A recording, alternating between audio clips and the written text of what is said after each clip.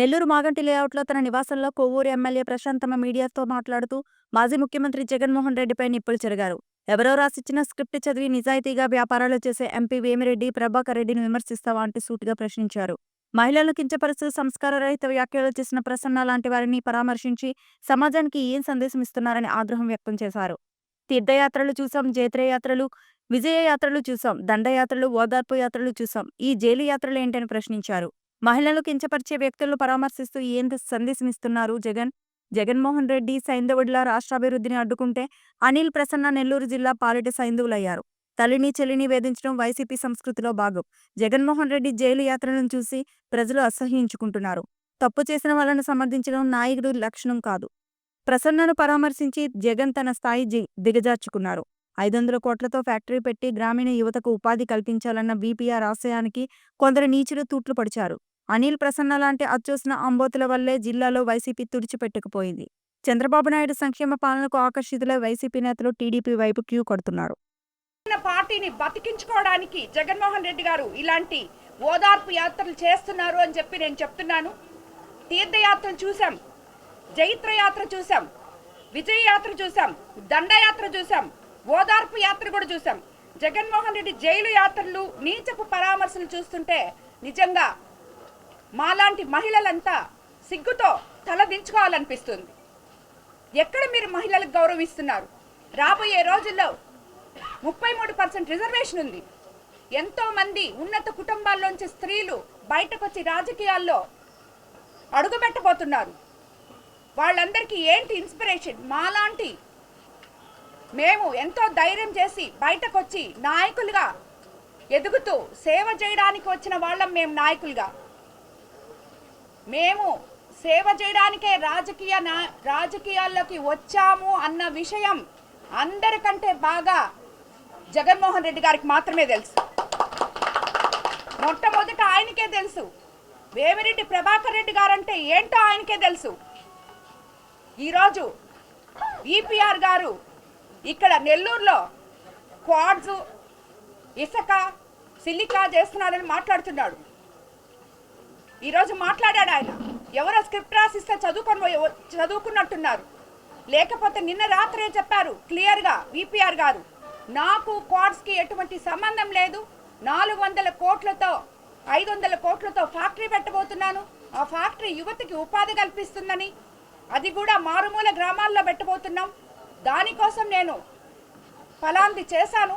ఈరోజు ఇటువంటి నీచులందరూ మాట్లాడిన దాని మాటల కోసం నాకు అవసరం లేదు, నేను దాన్ని వదిలేస్తున్నాను అని చెప్పి నిన్ననే ప్రెస్ మీట్ పెట్టడం జరిగింది. అందరికన్నా ముఖ్యంగా వేమిరెడ్డి ప్రభాకర్ రెడ్డి గారు ఏంటో, ఆయన నీతి నిజాయితీ ఏంటో, ఆయన ఎక్కడి నుంచి ఆయనకి ఆదాయం వస్తుందో అన్నీ జగన్మోహన్ రెడ్డి గారికి తెలిసినంత బాగా ఇంకెవరికి తెలియదు. అటువంటి ఆయన పక్కన నలుగురిని పెట్టుకొని ఈరోజు వీపీఆర్ గురించి మాట్లాడడం నిజంగా చాలా హాస్యాస్పదంగా ఉంది. ఇది ఒక్కటే కాదు, చంద్రబాబు నాయుడు గారు ఎక్కడెక్కడి నుంచో, లోకేష్ బాబు గారు పరిశ్రమలు తీసుకొచ్చి మన దగ్గర పెట్టి మన బిడ్డలకి ఉపాధి కల్పించాలని చూస్తుంటే వీళ్ళు మేమొస్తే అది చేస్తాం, మేమొస్తే ఇది చేస్తాం అంటే ఏమని మీరు చేసేది? రాబోయే ఇండస్ట్రీని వాళ్ళకందరికీ బెదిరిస్తున్నారా మీరు? ఈ బెదిరింపులు ఎవరు వినరు, ఎవరు బెదిరిపోరు. అన్నిటికన్నా ముఖ్యంగా మీరు ఈ మాదిర జైలు యాత్రలు చేస్తుంటే 3 రోజుల నుంచి పోలీసులు ఒళ్ళు హోనం చేసుకొని తిరుగుతున్నారు. ఎందుకు తిరుగుతున్నారు? మీకొచ్చే జనాన్ని ఆపడానికి కాదు వాళ్ళు తిరుగుతుండేది. మీ దగ్గరికి డబ్బులు ఇచ్చి తోలించుకున్న జనాన్ని ఎక్కడ ఎవరికి దెబ్బలు తగులుతాయో మీకైతే మీ మనుషులు, మాకు అందరూ చంద్రబాబు నాయుడు గారి ప్రభుత్వంలో ప్రతి మనిషి ఆయనకి కావాల్సినోడే. వైఎస్ఆర్సీపీ మనిషా, తెలుగుదేశం మనిషా, ఇంకొక పార్టీ మనిషా అని చూడరు. ప్రతి మనిషి క్షేమం కోరుకునే నాయకులు చంద్రబాబు నాయుడు గారు. దానివల్ల ఏ మనిషి కూడా ఇబ్బందులు పడకూడదు అనే ఉద్దేశంతో ఈ పోలీస్ ప్రొటెక్షన్ ఇచ్చారు. అంతేగాని మీ మనుషులు వస్తున్నారు వాళ్ళని ఆపాలి, ఈ మనుషులు వస్తున్నారు వాళ్ళని తరమాలి, అది కాదు మా ఉద్దేశం. ఏ మనిషి కూడా ఇబ్బంది పడకూడదు. ఒకసారి అక్కడ జరిగింది, మొన్న నర్సరావుపేట దగ్గర అక్కడ పోయినప్పుడు జరిగింది, ఇంకోసారి ఇంకోటి జరిగింది. ఇక్కడ ఏది జరగకూడదు.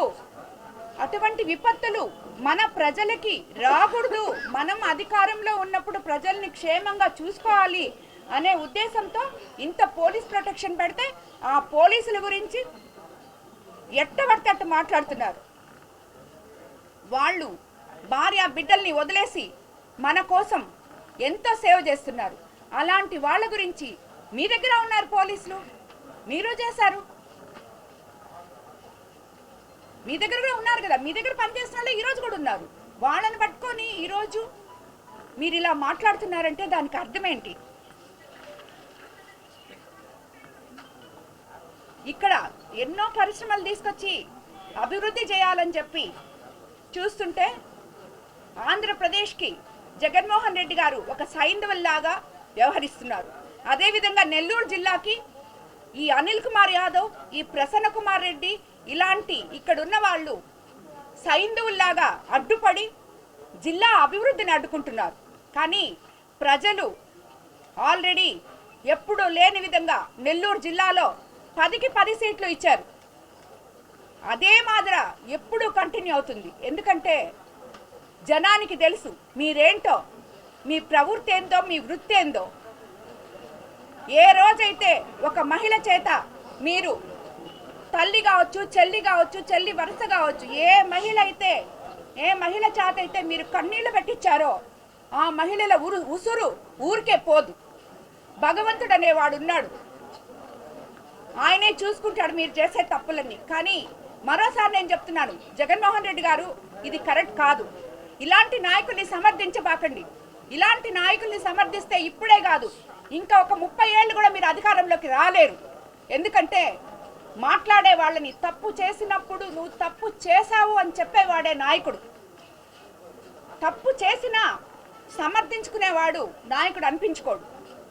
అదే ఈరోజు చంద్రబాబు నాయుడు గారు ఎవరు తప్పు చేసినా, ఏ ఎమ్మెల్యే తప్పు చేసినా, ఏ నాయకుడు తప్పు చేసినా ఇమీడియట్గా పిలిచి ఎందుకు ఇది చేస్తున్నారు, మీ పద్ధతి మార్చుకోండి, సరిగా లేదు అని చెప్తున్నారు. మీరు ఏ రోజైనా అలా చెప్పారా మీ నాయకులకి?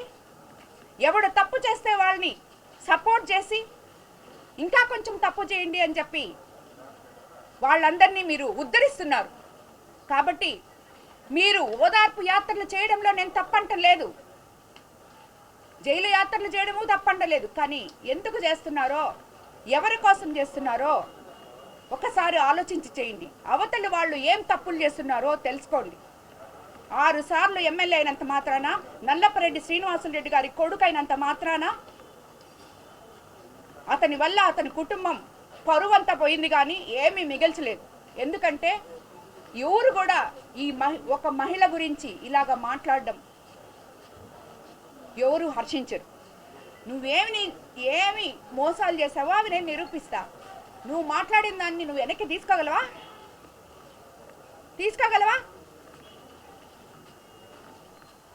ఇది కరెక్ట్ కాదు. ఇలాంటి వాళ్ళ కోసం మీరు ఇంత వ్యయ ప్రయాసలు కోర్చి ప్రభుత్వ ధనం మొత్తం వ్యర్థం చేసి ఇలాగా రావాల్సిన అవసరం లేదేమో అని నేను అనుకుంటున్నాను. కాబట్టి మరోసారి ఇలా మహిళలకి, ఏ మహిళకు కూడా నాకు జరిగిన అన్యాయం జరగకూడదు.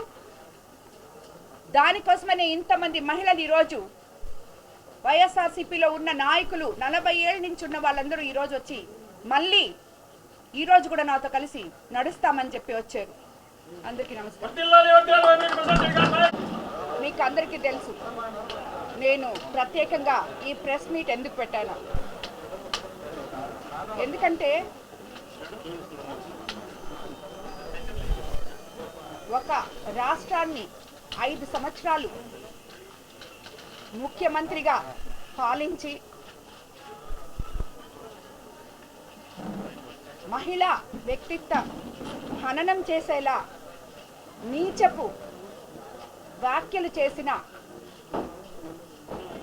గొప్ప వంశోద్ధారకుడు, నల్లపరెడ్డి వంశోద్ధారకుడు, 6 సార్లు ఎమ్మెల్యే అయిన ఒక మనిషి, చెల్లెల వరుస అయిన ఒక మహిళను ఇష్టం వచ్చినట్టు వ్యక్తిత్వ హననం చేసి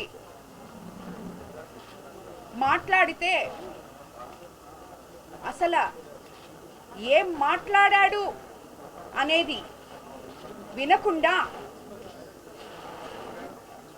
ఆ మనిషిని పరామర్శించడానికి ఈరోజు ఈ జగన్మోహన్ రెడ్డి గారు రావడం నిజంగా ఎంత హాస్యాస్పదంగా ఉందంటే అంత హాస్యాస్పదంగా ఉంది. అసలు మీరు ప్రజలకి ఏం మెసేజ్ ఇస్తున్నారు? 5 సంవత్సరాలు మీ పాలనలో మీ నాయకులు, మీ ఎమ్మెల్యేలు ఎన్నో నీచంగా ఘోరాలు చేసిన దానికి ఫలితంగా ఈరోజు ప్రజలు మిమ్మల్ని తరిమి కొట్టి 11 సీట్లతో గెలిపించారు. 154 సీట్లతో గెలిచిన మిమ్మల్ని ఈరోజు 11 సీట్లకి దించారు. అది ఎందుకు దించారు? మీరు చేసిన మాటలు, మీరు చేసిన అవినీతి, అరాచకాలు ప్రతి ఒక్కడు అసెంబ్లీ దగ్గర నుంచి తీసుకుంటే ప్రతి జిల్లాలో, ప్రతి కాన్స్టిట్యున్సీలో నీతి నిజాయితీ అనేది తెలియకుండా దోచుకోవడమే కాకుండా ఎంతో మంది మహిళల్ని హరాస్ చేశారు, ఎంతో మందిని జైళ్ళకు పంపించారు, ఎంతో మందిని తరిమి కొట్టారు, మాట్లాడిన ప్రతి ఒక్కరి ఇల్లు ధ్వంసం చేశారు. ఇదే ప్రసన్న కుమార్ రెడ్డి ఒక్కసారి మీరందరూ వెనక్కి తిరిగి చూస్తే పోలంరెడ్డి శ్రీనివాసరెడ్డి గారి గురించి, వాళ్ళ భార్య గురించి ఏం మాట్లాడాడో వినండి ఒకసారి. వీరి చలపతిని అడ్డంగా పెట్టుకొని ఇతను ఏం మాట్లాడాడో చూడండి.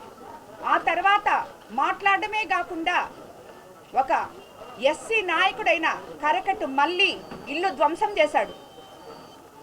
ఇదే పోలంరెడ్డి శ్రీనివాసరెడ్డి ఇంటి మీదకి పోయాడు. వాళ్ళ తమ్ముడు ఇల్లు రాజపాలెంలో ఉంటే ఆ ఇంటి మీదకి పోయాడు. ఇవన్నీ ధ్వంసం చేశారు గత 5 సంవత్సరాల్లో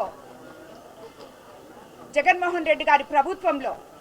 ఈ వైఎస్ఆర్సీపీ ప్రభుత్వానికే అసలు చెల్లెళ్ళన్నా, తల్లులన్నా, మహిళలన్నా ఏ మాత్రం గౌరవం లేదు. సభ్య సమాజం తలదించుకునేలాగా వాళ్ళని మాట్లాడి మళ్ళీ రాజకీయాల్లోకి వస్తే విమర్శలు అనేటివి ఉంటాయి, ప్రతి విమర్శలు ఉంటాయి. విమర్శలు తట్టుకోలేని వాళ్ళు రాజకీయాలు చేయకూడదు అని నీతి సూక్తాలు చెప్తున్నారు. ఏంటి విమర్శలు? ఎక్కడి వరకు? ఏం విమర్శలు చేశాం? రాజకీయంగా నువ్వు 6 సార్లు ఎమ్మెల్యేగా ఉన్నావు కాబట్టి 6 సార్లు ఎమ్మెల్యేగా నువ్వు కోవూరు నియోజకవర్గం నుంచి నువ్వు ప్రాతినిధ్యం వహించావు కాబట్టి నిన్ను 54,000తో ఓడించి గెలిచాను కాబట్టి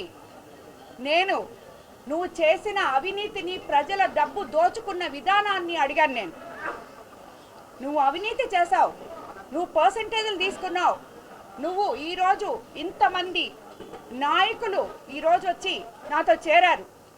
ఈ నాయకులందరినీ నువ్వు నీ దగ్గరున్న నాయకులను కూడా ఒక మహిళా ఎమ్మెల్యే ఉన్న దగ్గర రెడ్ లైట్ ఏరియాలో నాయకుల్ని కొంటున్నట్టు కొన్నామని చెప్పి మాట్లాడావు. నీకు నీతి నియమాలు అనేటివి తెలియదు మీ పార్టీ వాళ్ళకి. అంటే ఎవరు వాళ్ళు? నీ దగ్గర ఉన్న నాయకులు, నీకు సేవ చేసిన నాయకులు. ఈ అన్న 40 సంవత్సరాల నుంచి నల్లపరెడ్డి కుటుంబంతో కలిసి ఉన్నాడు. ఈరోజు నా దగ్గరకు వచ్చారు, నాతో కలిసి నడుస్తానమ్మా, నీతో ఉంటానమ్మా అని వచ్చారు. ఇలాంటి నాయకుల్ని గురించి నువ్వేం మాట్లాడావు? దానికే నేను నిన్ను విమర్శించడం జరిగింది. నువ్వు కాంట్రాక్ట్స్ తీసుకొని ఆ కాంట్రాక్ట్ అసలు స్టార్టే కాకుండా కాంట్రాక్ట్ ఇచ్చిన దానికే కమిషన్ తీసుకుంటే ఆ కాంట్రాక్టర్ రమేష్ నాయుడు అయితే దాని గురించి నేను మాట్లాడాను. ఇవి మాట్లాడినప్పుడు నువ్వు తిరిగి నన్ను ఏం మాట్లాడాలి? నువ్వు ఇక్కడ కమిషన్ తీసుకున్నావమ్మా, నువ్వు ఈ కాంట్రాక్ట్లో తీసుకున్నావమ్మా, లేదు నువ్వు ఇక్కడ గ్రావెల్ ఎత్తావమ్మా, నువ్వు ఇక్కడ మట్టి ఎత్తావమ్మా, ఇసుక ఎత్తావమ్మా నువ్వు మాట్లాడాలి. దీన్ని రాజకీయ విమర్శలు అంటారు, విమర్శలకి ప్రతి విమర్శలు అంటారు. అంతేగాని నేను నిన్ను రాజకీయంగా విమర్శిస్తే నువ్వు నా వ్యక్తిగత హననం చేశావు.